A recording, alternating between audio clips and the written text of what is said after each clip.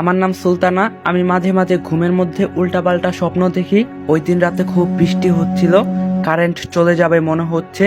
তাই আমি রাতে 9টার মধ্যে খাবার খেয়ে ঘুমাতে আমার রুমে চলে আসি। তারপর আমি ঘুমিয়েও পড়ি।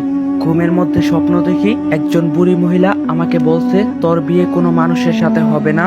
আমি কথাটা এত বেশি গুরুত্ব দেই না। হঠাৎ করে আমার ঘুম ভেঙে যায়। ফোন হাতে নিয়ে দেখি সকাল হয়ে গেছে।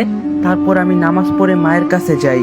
দেখি মাও ঘুমাচ্ছে, তাই আমি নিজের নাস্তা বানাতে শুরু করলাম, কারণ কলেজে যেতে হবে। একটু পরে দেখি মা ঘুম থেকে উঠছে। তারপর আমাকে বলতাছে, সুলতানা তুই আজকে কলেজে যাইস না। আমি বললাম কেন?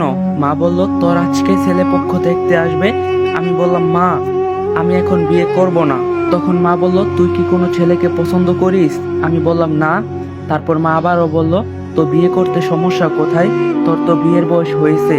আমি আর কথা বাড়াইলাম না, সোজা নাস্তা করে রুমে চলে আসি। তারপর আমি ফোন দেখা শুরু করলাম। অনেক সময় পর ফোন দেখা শেষ করে ফ্রেশ হতে গেলাম। ফ্রেশ হয়ে মায়ের কাছে গিয়ে দেখি মা মাত্র রান্না শেষ করছে।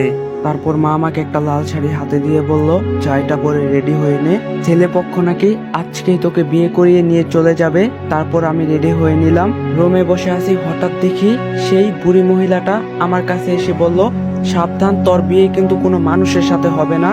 আমি বললাম, আরে কে আপনি? বুড়ি মহিলাটাই বলল, তুই আমাকে চিনবি না। এটা বলে অদৃশ্য হয়ে গেল। আমি তো পুরাই অবাক। কিছুক্ষণ পর দেখি ছেলে পক্ষ চলে এসেছে। মা এসে আমাকে তাদের কাছে আমাকে নিয়ে গেল। সাথে কাজীও ছিল, আমার আব্বু ছিল, আম্মু ছিল, ছেলের মা বাবাও ছিল। তাদের সামনে আমাদের বিয়ে হয়ে গেল। আমার জামাইয়ের নাম ইয়ামিন অনফার। খুব মজা করছি। ওর নাম রাফি। তারপর আমি আমার জামাই বাড়িতে চলে যাই। অবাক করা বিষয় হলো, তাদের বাড়ি কোথায় আমি জানি না। যেতে যেতে রাত হয়ে যায় আর আমি গাড়িতে ঘুমিয়ে পড়ি। পাশে রাফি ছিল। যখন আমার ঘুম শেষ হয় তখন দেখি আমি একটা রুমে শুয়ে আছি।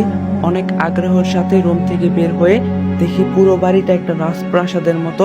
আমি দেখলাম বাড়িটা পুরো ফাঁকা, আমার রাফিও নেই। গাইস, পার্ট 2 লাগলে অবশ্যই কমেন্ট করবা, আর ভিডিওটা বেশি বেশি শেয়ার আর কপি লিঙ্ক করবা, আর একটা লাইক দিবা, ফলো দিয়ে যাইবা।